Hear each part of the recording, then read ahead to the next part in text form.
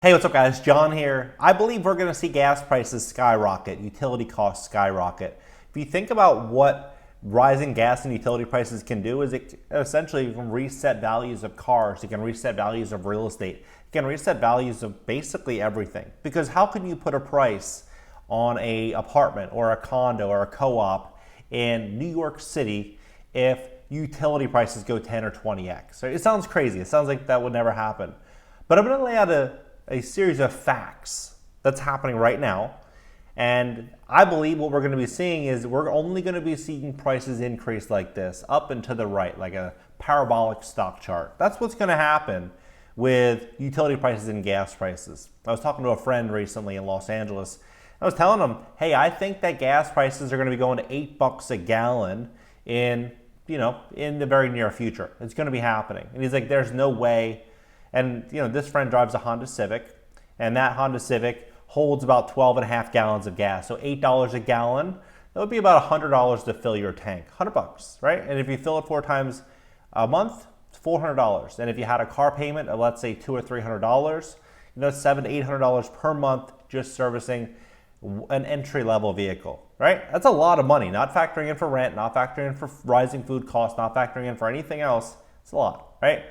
This is what I think is going to happen and how it's going to play out. Gas prices are soaring in the US and Europe. Here's how much you can end up paying. When we compare gas prices to, let's say, for example, Bulgaria, Italy, Greece, Denmark, Finland, Iceland, Norway, Netherlands, right? Everything is very, very high, right?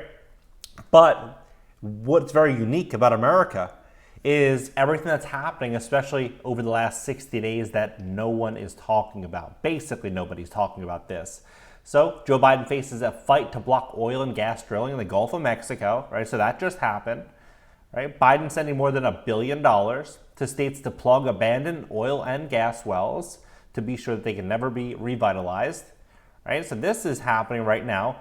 They said the funding to plug gas wells comes from Biden's bipartisan infrastructure bill, which allocated a total of $4.7 billion to form a new federal program to address thousands of wells abandoned across the country.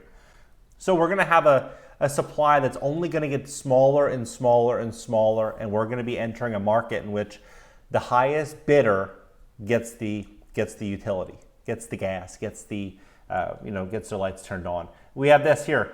Biden pauses new oil and gas leases amid legal battle over cost of climate change, right? This is February 24th. So all of this stuff, the last 45 days, all of it. Forbes said why $100 oil and $3.50 gasoline price could soon seem like pleasant memories.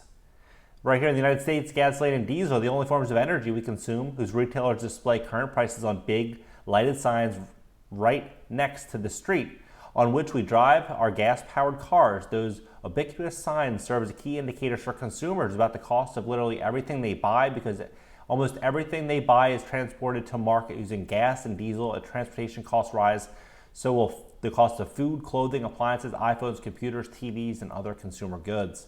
AAA says that as of writing February 24th, 2022, the average price for a gallon of regular across the U.S. is $3.54. That's the highest it's risen in 8 years, but still below prices paid the summer of 2008 when all-time highs were around $4.11 a gallon. I don't enjoy saying this, especially since I drive a car that requires 93% octane gas, which I pay $3.84, 87 cents per gallon in the low gas price state of Texas yesterday, but prices most likely have nowhere to go but up from here, regardless of the situation in Ukraine. Here's some of the reasons why, right? So with the situation with Ukraine, that could also be a whole another can of worms that could open up, because we get such a large block of our oil from Russia, a very large block. About 11% of America's fossil fuels come from Russia. So if we have this situation, right, over the last 60 days, where we're capping and closing all of these wells, we're stopping new wells from being, allowed, right? And we're also potentially putting ourselves in a position to where we're unable to secure fossil fuels and fuel from Russia. Obviously, the only alternative for this would be for people to move on to clean energy, right? Because people aren't going to be able to afford to spend $8 or $10 for a gallon of gas. They're just not going to be able to afford it. And so they're going to look at other alternatives. What are the other alternatives going to be? It's going to be solar, it's going to be electric vehicles. We look at Bentley, we look at all the car distributors, all the manufacturers, everyone across the board is moving in this direction, everybody. And they've been moving in this for the last couple of years, right? What's going to happen when we see these gas prices? They are all going to ask themselves, okay, what are the options? Am I going to move to a Caribbean-like climate, or am I going to pay 5 to 10 to 20 times what I was used to paying 5 years ago, right? They're going to be forced to move into this direction. We're seeing it also across all of the real estate markets, such as like Ithaca, New York, and New York City, and Los Angeles. A lot of the big markets are moving in this direction as well. That's my prediction. That's what I see happening. I believe we're going to go from Los Angeles right now, which is about $5 to $6 a gallon, right? 5 to 6 to 8 to 10, and we'll probably see 10. I would say probably in the next year, right? That's where I'm seeing it. They're already saying right now that last year we were about $60 a barrel. Right now we're about $105 a barrel for crude oil, right? That's a pretty substantial move.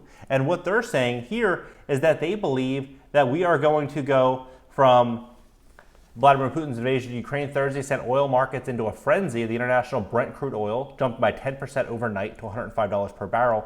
The U.S. domestic West Texas Intermediate price sat just below $100.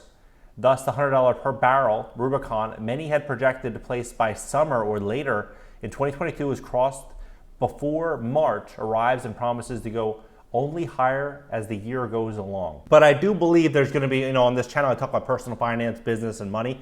So I believe that the value here in this conversation is to understand exactly what this could do, what rising costs and rising utility prices could do. If you are a tenant, let's just say, you're a tenant, and let's say you have $3,000 a month or $4,000 a month coming in at overall gross income, and your utility bill shoots up. It goes from, let's just say for easy math, from $50 to $200 or $50 to $150. So you lose another $100 there, right? And then you say it costs you $100 a week to fill up your tank in gas. That's $400 plus the car insurance plus any maintenance, right? So let's just call it a flat $7. Combined, it's about $800. Then rising food prices, everything's going to be baked into rising cost, transportation. So rising food prices, rising clothing costs, health insurance, cell phones, everything's going to be going up, up, up. So as this happens, there's only going to be a couple alternatives, a couple options for the tenants. One is going to be a roommate situation, and two is that every tenant in America is going to pose a strike and say, I'm only going to pay X amount per month in rent. However, that would not be a great situation because 76% of America's landlords are mom and pop landlords. A lot of them would be going belly up. So what are we going to have happen? People are easily adaptable. They will conform very quickly. We've seen that over the last couple of years. They will conform to the new way. And that, I believe, is going to happen to housing. I think we're going to see a situation where we go from single tenant dwellings and 1-bedroom apartments to 2 or 3 people sharing a 1-bedroom, and the landlords really going into this place of, what do I need to do to bring my property to a stable place financially? How can I correct the fundamentals, which is going to be switching the power of the property over to clean energy and doing these upgrades, which is why I've been speaking about Y-Grain, a lot of these manufacturers that manufacture these loans so people can go out there and do these upgrades. This is going to be the biggest threat. I've been saying it for years, or for at least the last year and a half, that the big threat is going to be rising oil prices, rising gas prices, rising insurance prices, all of these costs that are going to be baked in to the asset. Because a lot of people right now are underwriting their deals. They're underwriting their real estate deals based on cash flow because that's always worked in history. However, all these moving parts are going to change the fundamentals of every single real estate deal in this country. And most people, 99% of people, are not aware of it. But what do you think? What do you think about this? Do you think we're going to continue seeing rising oil prices, rising gas prices, everything going up, and we're going to see this big pivot into clean energy, which is ultimately going to be one of the biggest wealth transfers in human history? Only the smart investors are aware of this. They're getting ready, they understand the opportunities, and they're positioning themselves accordingly, because that's what smart entrepreneurs do. They're forward thinking and they build out solutions for the future. And then as the future steps into the present, they obviously make a windfall of money. What other options are there? That's what's going on. What do you think about it? Drop it below in the comments section. Let's talk about it. subscribe here. Consider subbing on my second channel, my personal channel. I'll have the links pinned down below. And also, of course, go to TikTok. Follow me at This Is John Williams. Post there 4 or 5 times a day, and I'll respond to all your guys' comments over there. All right, guys, catch you later.